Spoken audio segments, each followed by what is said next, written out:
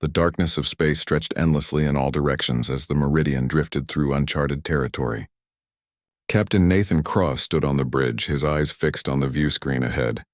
He had been exploring the far reaches of known space for 15 years, but nothing had prepared him for what appeared before him now. A massive structure floated in the void, silent and ancient. It was unlike anything Nathan had ever seen. The station was enormous, easily 3 times the size of the largest human outpost. Its surface seemed to shimmer and shift as though the metal itself was alive. Strange symbols covered its hull, glowing faintly with a pale blue light. "Captain, I'm picking up unusual readings from that structure," Lisa Grant said from the pilot's seat. She was a skilled navigator who had served with Nathan for 7 years. Her fingers moved quickly across the controls as she analyzed the data. "The station is definitely artificial, but the energy signature doesn't match any known species in our database." Nathan leaned forward, studying the mysterious station. "How old do you think it is?" "At least several thousand years, maybe more," Kevin Hayes replied from the engineering station. He was a quiet man with an exceptional talent for understanding alien technology. "The power systems are still active, though. Whatever built this wanted it to last forever." Sophie Blake, the ship's xenolinguist, moved closer to the view screen. She had joined the crew only 6 months ago, but her expertise in alien languages had already proven invaluable. Her eyes widened as she examined the symbols on the station's surface. "Those markings," she whispered. "I've seen something similar in ancient Earth texts." "They're warning signs." "Warnings about what?" Nathan asked. Sophie shook her head slowly. "I'm not sure yet. The symbols are incomplete from this distance. We'd need to get closer to read them properly." Nathan considered their options. Standing orders from Earth Command were clear. Unknown structures were to be documented and reported, not boarded. But Nathan had always believed that humanity's greatest discoveries came from taking calculated risks. This station represented a mystery that could change everything they knew about the galaxy. "All right," Nathan decided. "We're going in for a closer look. Lisa, bring us within docking range. Kevin, prepare a boarding team. Sophie, I want you with us. We'll need your expertise if we encounter any more of those symbols." The Meridian moved slowly toward the ancient station. As they drew closer, the structure's true size became apparent. It was vast beyond measure, with corridors and chambers that seemed to twist and turn in impossible ways. The blue lights pulsed gently, creating an eerie rhythm that felt almost like a heartbeat. Finding a docking port took 20 minutes. The airlock was designed for ships much larger than the Meridian, but Kevin managed to create a secure connection. Nathan, Lisa, Kevin, and Sophie suited up and checked their equipment. Each carried a scanner, a communicator, and a sidearm, though Nathan hoped they wouldn't need weapons. The airlock opened with a hiss of equalizing pressure. The boarding team stepped through into a corridor that took their breath away. The walls were smooth and dark, seeming to absorb the light from their suit lamps. Yet despite the darkness, they could see perfectly well. The corridor itself seemed to generate a soft illumination that had no obvious source. "This is incredible," Sophie murmured. She ran her gloved hand along the wall and the surface rippled slightly at her touch. "The material is responding to contact. It's almost organic." They moved deeper into the station, their footsteps making no sound on the strange floor. The corridor branched in multiple directions, each path identical to the others. Nathan chose the central route, leading his team forward with caution. After walking for several minutes, they entered a massive chamber. The room was circular, with a ceiling so high it disappeared into shadow. But what caught their attention were the pods. Thousands of them lined the walls, stacked in neat rows that climbed toward the ceiling. Each pod was transparent, revealing a figure inside. "They're alive," Kevin said, his voice tight with shock. He approached the nearest pod and checked the readings on his scanner. "These beings are in some kind of suspended animation. Their vital signs are stable, but extremely slow." Sophie moved from pod to pod, examining the occupants. Each one was different. Some were humanoid, others were completely alien in form. There were beings with multiple limbs, creatures covered in scales or fur, and entities that defied easy description. "They're from different species," she said. "Dozens, maybe hundreds of different civilizations." Nathan felt a chill run down his spine.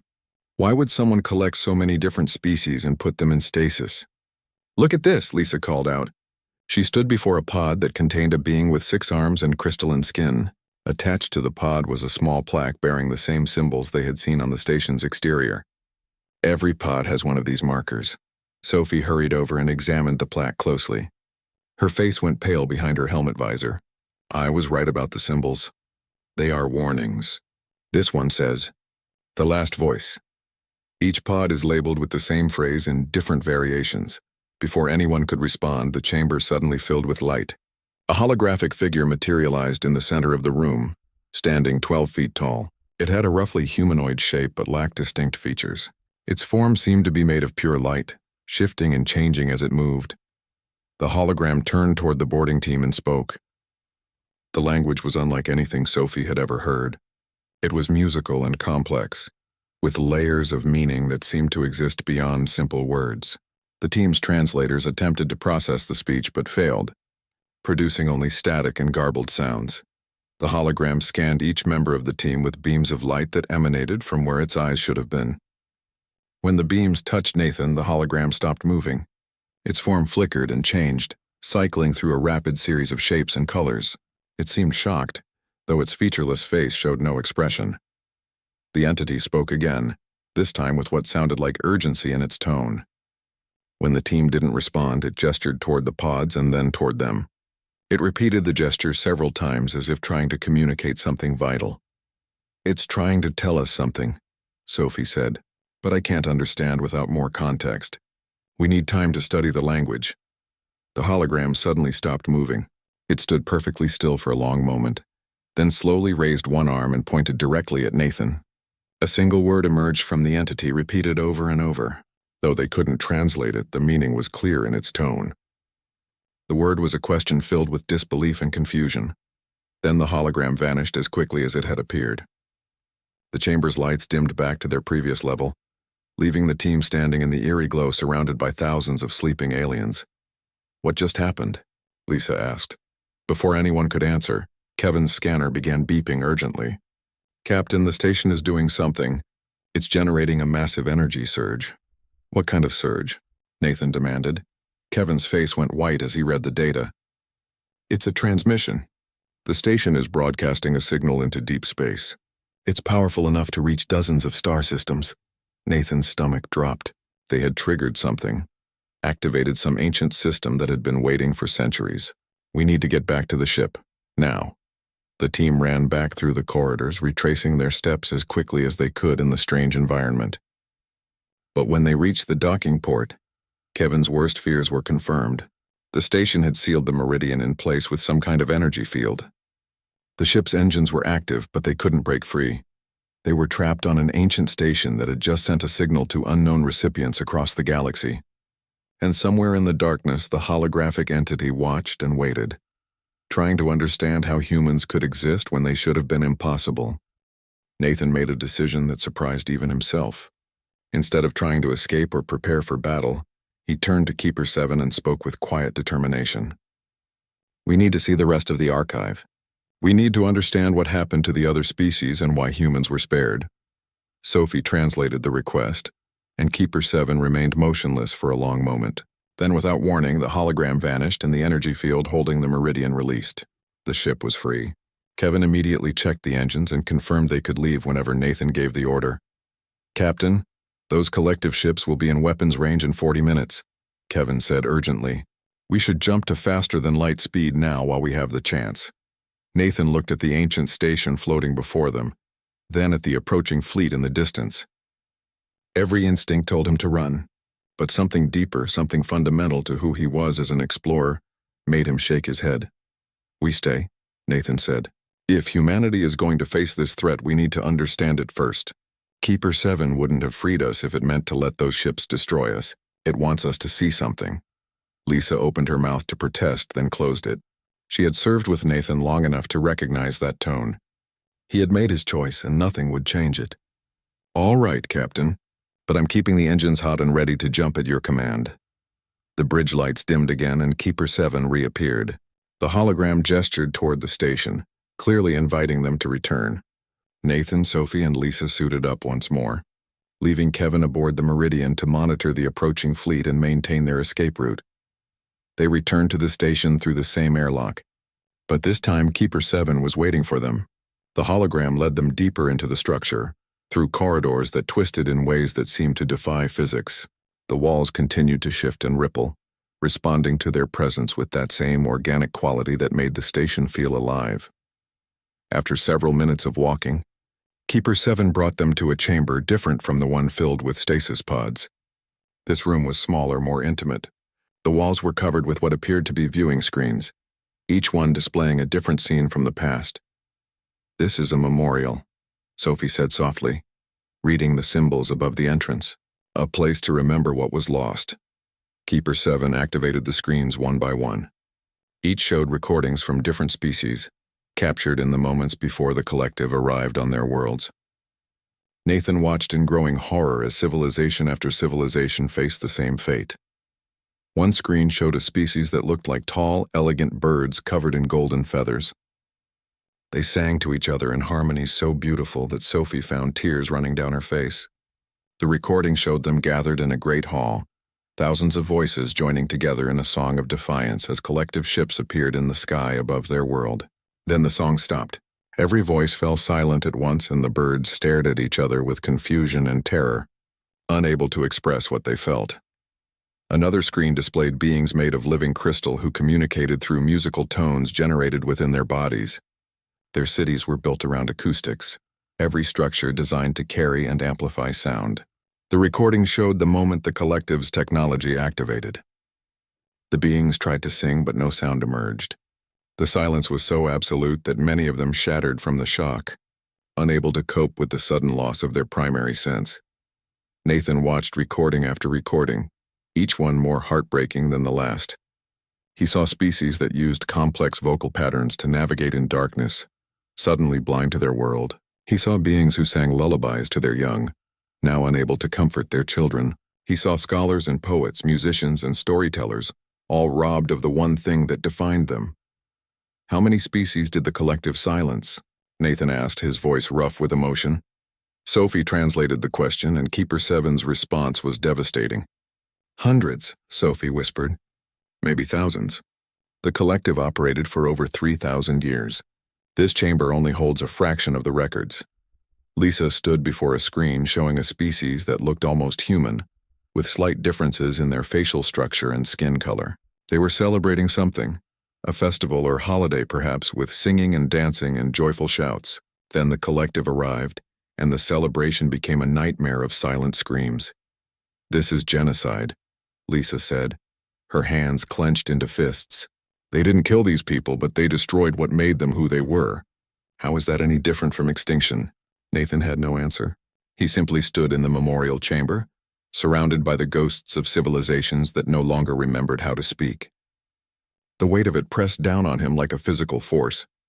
Keeper 7 moved to a specific screen in the center of the room. It displayed text rather than video, lines of symbols that Sophie immediately recognized as important. She moved closer, studying the writing intently. "This is about Earth," Sophie said, her voice shaking. "It's a detailed report about the collective's mission to silence humanity." The others gathered around as Sophie read the ancient text aloud, translating as she went. The report confirmed what Keeper 7 had told them earlier. A collective fleet had indeed arrived at Earth 3,000 years ago. They had scanned the planet, identified humanity as a species with complex verbal communication, and prepared to deploy their silencing technology. But then the report took an unexpected turn. "It says the mission was called off," Sophie said, her eyes widening in disbelief. "The fleet received orders to withdraw without making contact with humanity." "Why?" Nathan demanded. "Why would they stop?" Sophie continued reading, her fingers tracing the alien symbols. The orders came from within the collective itself. From the resistance faction, they had been secretly working to save certain species, helping them hide or escape.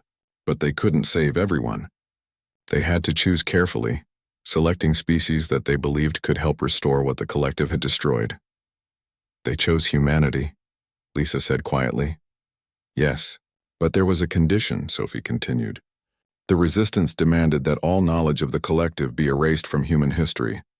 Every record, every memory, every hint that humanity had ever been in danger. It was the only way to keep Earth hidden from the main collective forces." Nathan felt a chill run through him. "They made our ancestors forget. That's why there's no record of alien contact 3,000 years ago. That's why every ancient civilization independently developed the same myths about visitors from the stars, but never recorded them as historical fact. But why? Lisa asked. Why erase the memory? Why not just warn us and let us defend ourselves? Sophie found the answer further in the text. The collective's technology could detect fear, she read. Specifically, they could detect the biological markers associated with fear of being silenced. If humans knew what had almost happened if they lived in fear of losing their voices, the collective's sensors would eventually detect it. The only way to hide humanity was to make us forget we needed to hide. The implications were staggering. Humanity's entire history had been shaped by a choice made 3,000 years ago. Their ancestors had sacrificed knowledge for survival, accepting amnesia as the price of keeping their voices. What did the resistance want from us? Nathan asked. They saved humanity for a reason.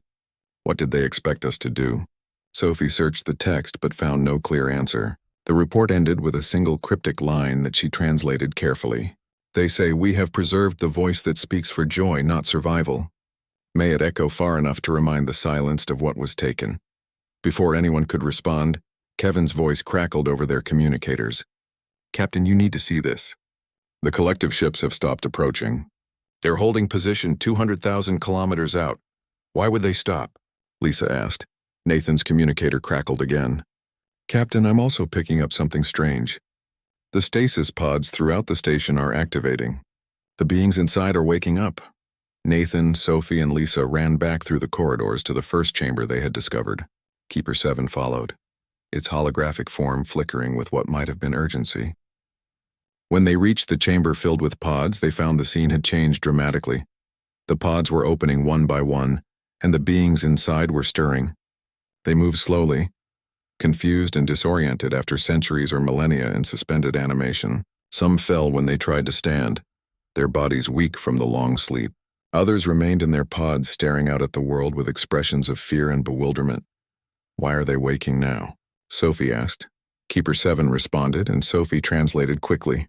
"It says the archive's programming includes a protocol. If a species that retained its voice is ever detected, the archive must wake the silenced witnesses. They are meant to see that not all was lost, that somewhere, somehow, the collective failed." Nathan watched as more pods opened. He saw the bird-like beings from the memorial recording, the living crystals, and dozens of other species. They looked around the chamber with wide eyes, seeing each other for the first time in ages. Some tried to speak, but no sound emerged. The frustration and sadness on their faces was heartbreaking. The journey back to human space took 3 weeks. During that time, Sophie worked tirelessly to organize and catalog the massive archive the station had given them. The data was overwhelming in its scope and tragedy. Every file represented a voice that had been stolen, a culture that had been fundamentally altered by the collective's twisted vision of peace. Nathan spent hours reviewing the recordings with Sophie, trying to understand the full scope of what humanity now carried. They found evidence that some of the silenced species still existed in the galaxy, their descendants living without any memory that their ancestors once could speak. The genetic changes the collective had made were permanent, passed down through countless generations. "What do we do with this information?" Lisa asked one evening as they gathered in the common room. "How do we tell humanity that we were almost destroyed 3,000 years ago and we don't even remember it?" Kevin looked up from his engineering reports. "More importantly, how do we tell the other species in the galaxy that many of them might be descended from the collective's victims? That they could have been something different?" Nathan had been wrestling with these questions since they left the station. The truth they carried was dangerous. It could destabilize the entire galactic community. Species might go to war over it. Others might fall into despair knowing what they had lost. "We tell the truth," Nathan said finally. "All of it. We let humanity and every other species decide what to do with the information. It's not our choice to make." Sophie pulled up a file on her console. "I've been studying something interesting in the archive. The resistance faction that saved Earth left behind more than just historical records. They left genetic research, studies on whether the silencing process could be reversed." The others leaned forward, suddenly alert. "Can it?" Kevin asked. Sophie's expression was cautious. "Maybe. The research suggests that the genetic changes the collective made included a dormant trigger, a failsafe that the resistance built into the process. If activated correctly, It might allow the silenced species to slowly recover their ability to vocalize over several generations. Why would the collective allow that? Lisa asked. They didn't know about it, Sophie explained. The resistance members were scientists who worked on developing the silencing technology. They secretly modified it, adding this hidden trigger. It was their act of rebellion, their way of ensuring that the silencing might not be permanent. Nathan felt hope stirring in his chest. Could we activate these triggers? Could we help the silenced species recover what was taken from them? Sophie nodded slowly. The research is here. It would take decades, maybe centuries, to see full results, and it would require the cooperation of the silenced species themselves. But yes, theoretically it could work. The implications were staggering. Humanity could offer the galaxy not just knowledge of what had been lost, but hope that it might be recovered. It would change everything. The Meridian finally reached the outer markers of human space and transmitted their report to Earth Command. The response was immediate and intense. Within hours, Nathan received orders to proceed directly to Earth and report in person to the Council of Exploration. The data they carried was too important to trust to long-range transmission. When they arrived at Earth, Nathan and his crew were met by a delegation of officials, scientists, and military personnel. They spent 2 full days presenting their findings, showing the recordings from the memorial chamber, and explaining what they had learned about humanity's near extinction, the revelation that humans had been targeted by the collective and saved, only through deliberate forgetting sent shockwaves through Earth's population. People struggled to understand how such a significant event could have been completely erased from historical memory. Dr. Helen Carter, the head of Earth's Xenoarchaeology Department, provided some answers. She had been studying ancient human myths for decades and found patterns that now made terrible sense. Every major human civilization has stories about visitors from the stars, she explained at a public presentation. And in every case, these stories end with the visitors leaving and humans forgetting. We thought these were just myths, but they were fragmented memories of what the resistance did to hide us. The discovery of the genetic triggers that might restore voices to the silenced species dominated the scientific community. Sophie was immediately recruited to lead a research team dedicated to understanding and potentially implementing the resistance's failsafe. The work would take years, but for the first time there was hope. Nathan received a new assignment. He was given command of a new vessel, the Echo, specifically designed for long-range exploration and recovery missions. His orders were clear: find more archive stations if they existed, recover more lost history, and make contact with descendants of the silenced species. Lisa and Kevin both chose to remain with Nathan on the Echo. They had started this journey together, and they wanted to see it through. Sophie divided her time between the research facility on Earth and missions with the Echo, serving as the bridge between fieldwork and laboratory analysis.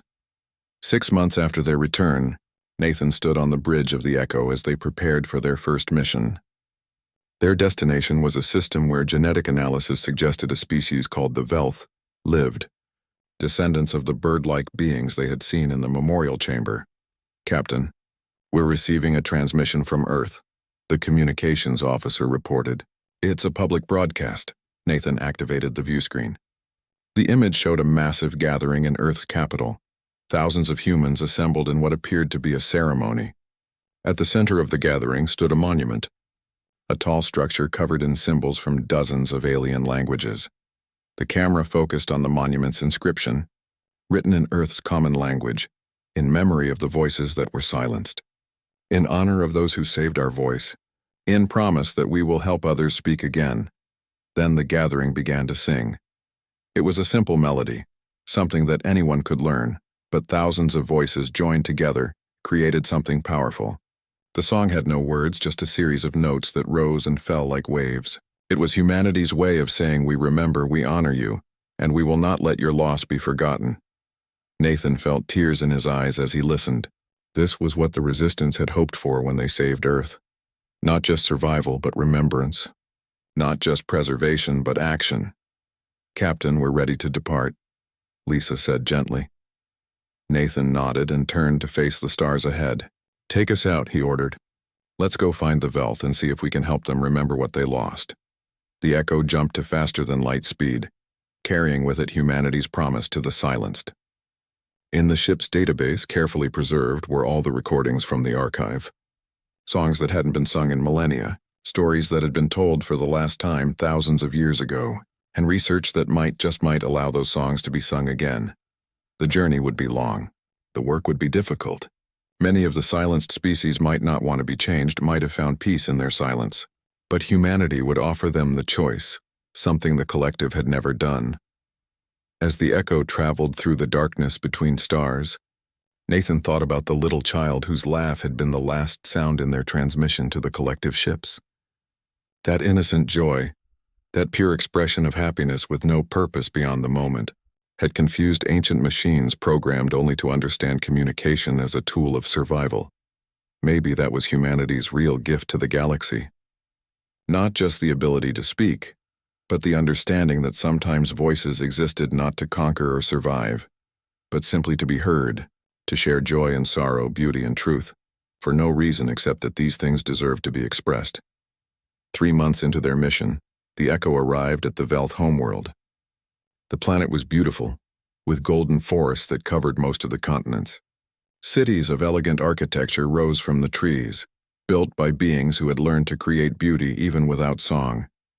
Sophie prepared a careful message to send to the planet's leaders. It explained who they were, what they had found, and what they wanted to offer. The response came back within hours, and Sophie translated it with shaking hands. "They want to meet us," she said. "They say their oldest legends speak of visitors who would come one day and bring back something that was lost. They've been waiting for us." Nathan assembled a small team to visit the planet's surface. As they descended through the atmosphere, he could see the Velth gathering in open spaces, thousands of them looking up at the ship with their large, golden eyes. When the landing ramp opened, a delegation of Velth leaders approached. They were graceful beings, their golden feathers catching the light as they moved. One of them, presumably the eldest, came forward and stood before Nathan. It couldn't speak, but it gestured in a way that needed no translation. "Welcome. We have waited so long." Sophie spoke for the humans, her words carefully chosen. "We come bearing knowledge of your past and hope for your future. Your ancestors could sing, and their songs were beautiful enough to make stars weep.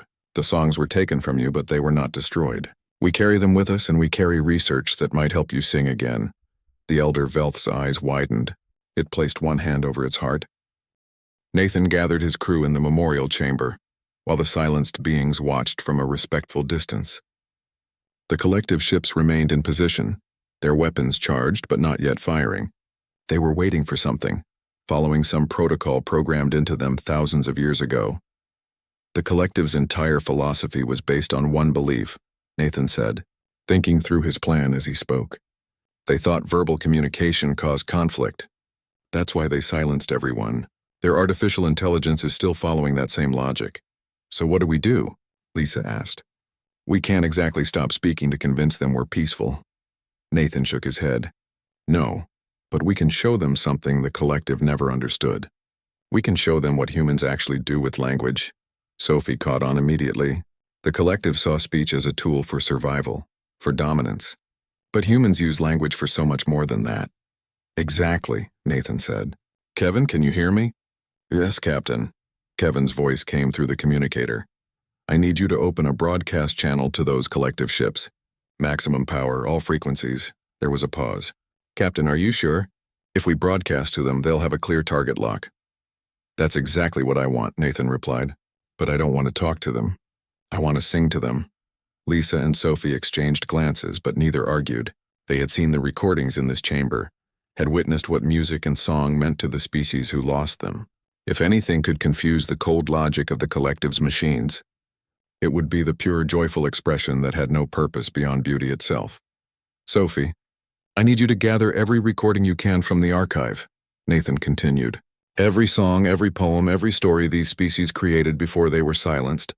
And I need you to find recordings of human voices doing the same.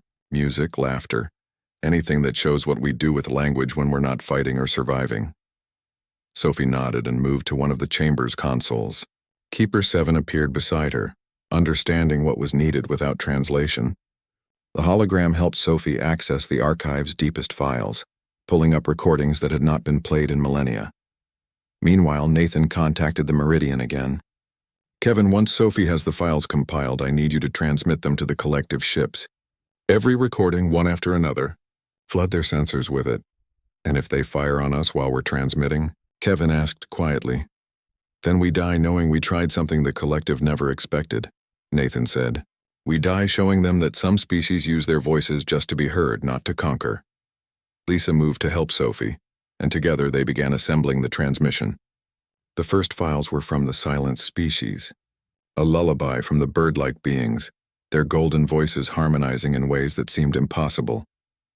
A love song from a species that used ultrasonic frequencies, so high that human ears could barely detect it. A war chant from warriors who had used their voices to inspire courage rather than instill fear. The collection grew quickly. Sophie added human recordings to the mix. A baby's first laugh, a grandmother telling stories to her grandchildren, a man singing to his partner on their wedding day. A crowd at a concert, thousands of voices joining together for no reason except the joy of shared experience. Scientists debating theories with passion and respect. Poets reading their work to empty rooms, creating beauty for its own sake. How long will the transmission take? Nathan asked. Sophie checked her console. At least 20 minutes to send everything.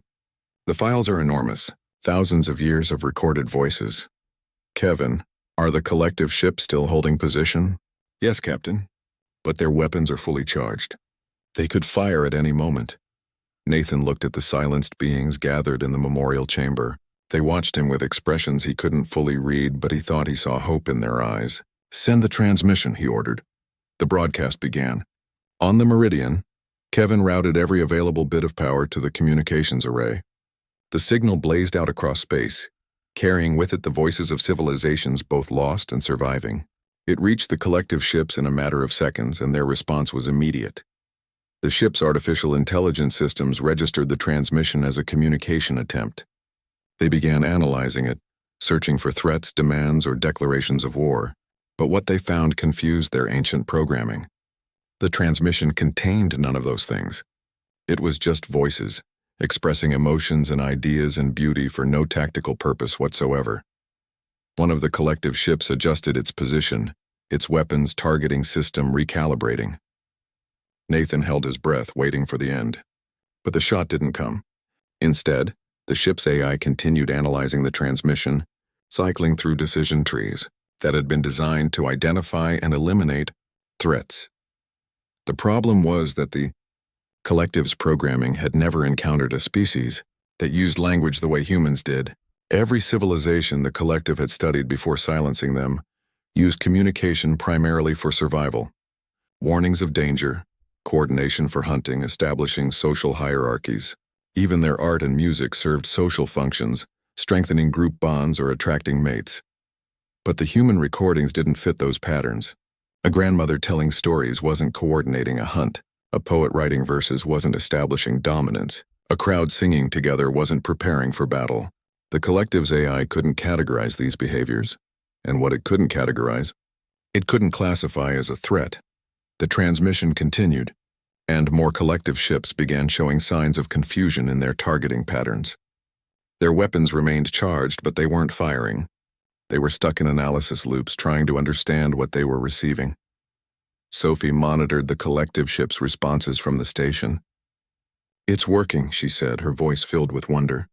Their systems are designed to respond to aggression or fear. They don't know what to do with joy. The silenced beings in the chamber began to react to the recordings playing through the transmission. They couldn't hear it the same way the humans could, but Keeper 7 was displaying the audio as visual waveforms on the memorial screens. The beings recognized songs from their own species, pieces of their history they thought had been lost forever.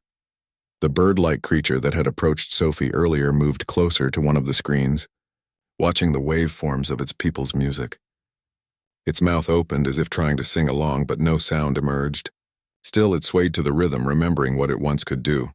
Captain, Kevin's voice held a note of excitement. One of the collective ships is powering down its weapons. Now a second one. Wait, they're all standing down. Nathan watched the view screen as the massive ships hung in space, no longer threatening. Their ancient AI systems had encountered something they weren't programmed to handle. And in the absence of clear threat indicators, they defaulted to observation mode. The transmission is almost complete, Sophie reported. Just a few more minutes. Those minutes stretched out in tense silence. The crew waited, surrounded by the silenced beings while humanity's voices and the voices of the lost civilizations flowed out into space. The collective ships remained motionless, their systems still processing what they had received. Finally, the transmission ended. The last recording was a simple one that Sophie had chosen carefully. It was a human child, no more than 5 years old, laughing at something funny. The laugh was pure and unrestrained, the sound of joy with no purpose beyond the moment itself. The collective ships remained still for several more seconds. Then one by one they began to move. But instead of attacking, they turned away from the station. Their engines powered up and they jumped to faster than light speed, disappearing into the depths of space. "They're gone," Kevin said, disbelief clear in his voice. The collective ships just left. Nathan felt his legs go weak with relief. Lisa sat down hard on the floor, her head in her hands. Sophie stared at the now empty view screen, tears running down her face. Keeper 7 appeared before Nathan, its holographic form brighter than before. It spoke, and though Nathan couldn't understand the words, he understood the meaning. The gesture the entity made was universal, a bow of respect and gratitude. The silenced beings in the chamber began to move as well. They approached the humans slowly, carefully. They reached out to touch Nathan, Sophie, and Lisa, their expressions showing emotions that needed no words to convey. "Thank you. Remember us. Don't let what happened to us be forgotten." Sophie removed her helmet completely and spoke to the assembled beings. "We won't forget," she promised. "We'll tell everyone about what happened here, about what the collective did and about the voices that were lost." One of the crystalline beings moved forward, its body catching the light and scattering it in rainbow patterns. It couldn't speak, but it gestured to its throat and then to Sophie's, the meaning clear. "You have what we lost. Use it wisely." Nathan understood the message that the Resistance had tried to send 3,000 years ago. Humanity hadn't been saved just to survive. They had been saved to remember, to carry the memory of what the Silenced had lost and to make sure it never happened again. "Captain," Kevin called over the communicator, "I'm reading multiple power surges throughout the station. Something's changing." Nathan paced the narrow confines of the Meridian's bridge while Kevin worked frantically at the engineering console. They had been trapped for 3 hours, and every attempt to break free from the station's grip had failed. The energy field holding them was unlike anything in human technology. It was flexible yet unbreakable, adapting to counter every strategy Kevin tried. "I've rerouted power from life support reserves," Kevin said, wiping sweat from his forehead. "But even at maximum thrust, we can't overcome the field. It's like the station is predicting our moves before we make them." Lisa monitored the long-range sensors, searching for any response to the signal the station had sent. "Still nothing on the scopes, Captain. Whatever that transmission was meant to reach, it hasn't arrived yet."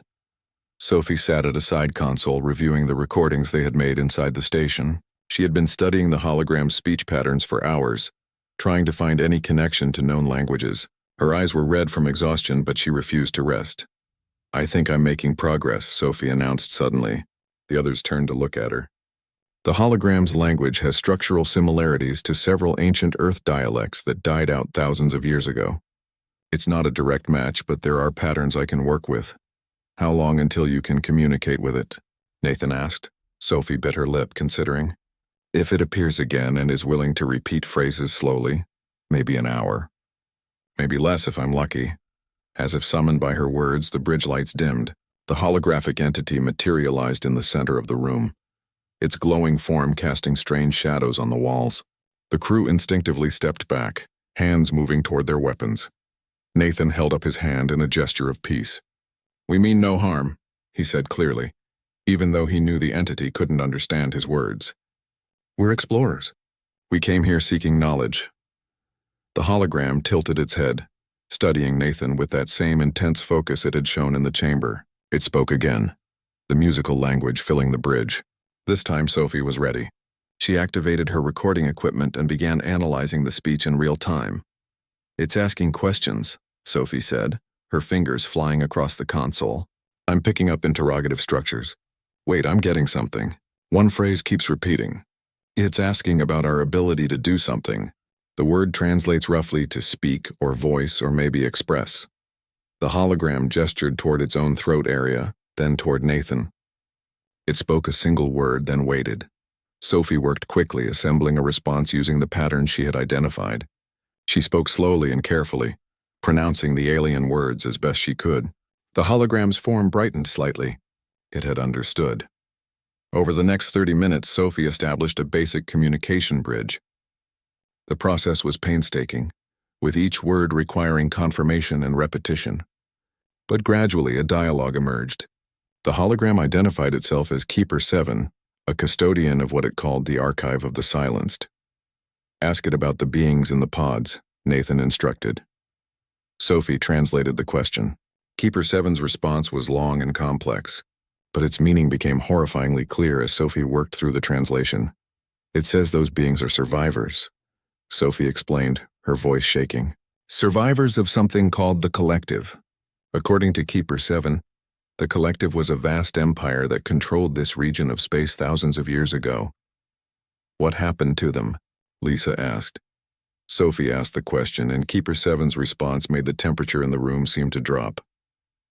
The Collective believed that verbal communication was the cause of all conflict, Sophie translated.